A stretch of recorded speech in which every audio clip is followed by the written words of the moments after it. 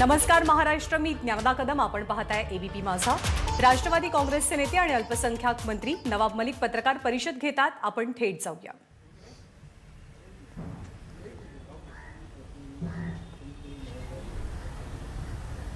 कल दोपहर से मीडिया द्वारा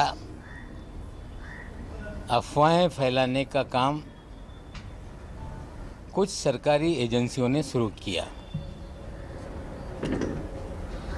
ये कहा गया कि वक्फ बोर्ड के दफ्तर में छापे पड़े, नवाब मलिक पे शिकंजा ईडी का कसा। मैं ईडी के लोगों से कहना चाहता हूं कि आप अफवाहें फैलाने का काम बंद करें। आप प्रेस कॉन्फ्रेंस लेके या प्रेस नोट के जरिए सच्ची खबरें लोगों तक पहुंचाएं।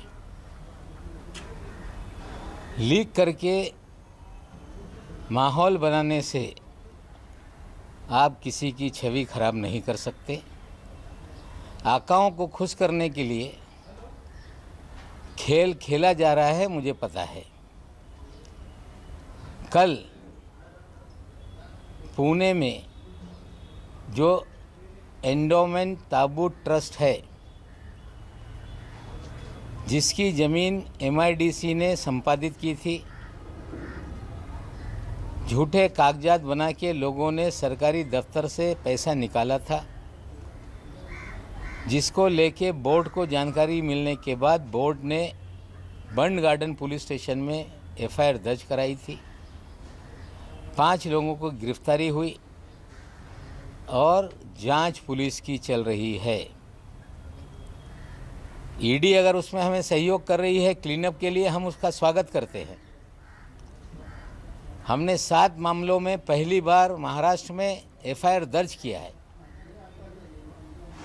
एक डिप्टी कलेक्टर की भी उसके अंदर कार्रवाई उस पर भी किया गया, गिरफ्तारी भी हुई है। और वक्फ बोर्ड में क्लीनअप अभियान हमने महाराष्ट्र में जारी किया है। बीजेपी के लोग कहते हैं कि नवाब मलिक का वक्फ बोर्ड का घोटाला बाहर निकालेंगे। हम तो कहते हैं कि क्लीनअप ड्राइव शुरू हो जाए तो जो भी मस्जिद, मंदिर, दरगाह की ज़मीनें हड़प करने का काम इस महाराष्ट्र में किया है, भारतीय जनता पार्टी के एक पूर्व मंत्री, उन्होंने सैकड़ों एकड़ ज़मीन मंदिर की हड़पी है। मैं तो चाहता हूं जो ईश्वर के नाम पे, अल्लाह के नाम पे ज़मीनें दी गई और महाराष्ट्र में लोगों ने लूटा है, वो सभी लोगों को जेल में डाला जाए। हमने तो कार्रवाई शुरू की है, लेकिन ईडी भी उसमें मुझे सहयोग करेगी। मैं उसको पूरी तरह से अपेक्षा करता हूं। लेकिन मंदिर की ज़मीन पूर्व मंत्री ने कैसे हड़पा, कैसे सैकड़ों करोड़ रुपया खाया, उसका भी भंडा फोड़ करेंगे। और हमें लगता है कि जो अधिकारी ये समझ रहा है कि आकाओं के कहने से नवाब मलिक डर जाएगा, नवाब मलिक किसी से डरने वाला नहीं। चोरों ने है ललकारा, मिलेगा जवाब करारा। हम स्पष्ट रूप से कहते हैं कि इस तरह की गीदड़ भपकी से नवाब मलिक डरने वाला नहीं। ये लड़ाई चोरों के खिलाफ हमने छेड़ी है और अंत तक इस लड़ाई को लेके जाएंगे। दूसरा एक विषय बहुत गंभीर इस देश में है कि एक महिला को, जो फिल्म अभिनेत्री है, केंद्र की सरकार ने उसे पद्मश्री देने का काम किया है। जिस तरह से बयान दिया गया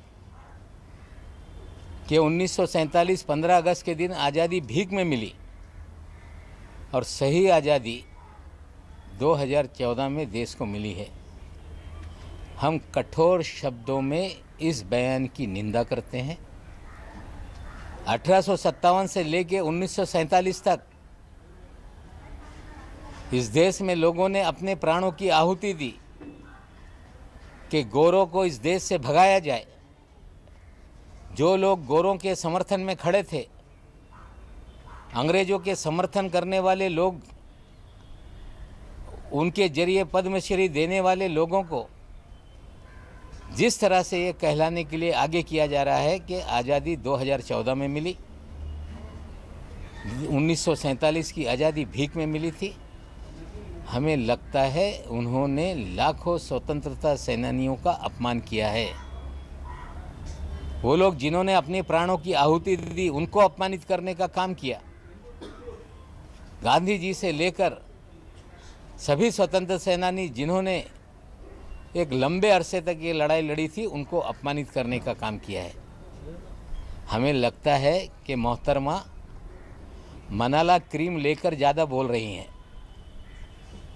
मनाला क्रीम का डोज ज़्यादा हो गया, इस तरह की उलझुल बातें कर रही है।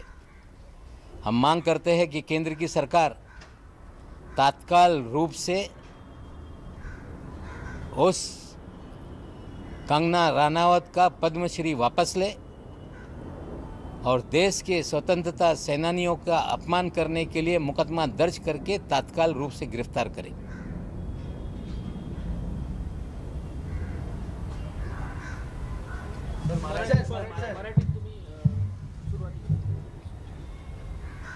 काल दुपारपासून ईडीच्या माध्यमातून बातम्या पेरण्याची सुरुवात झाली की आता वक्फ बोर्डाच्या प्रकरणामध्ये ईडीनी छापेमारी केलेली आहे।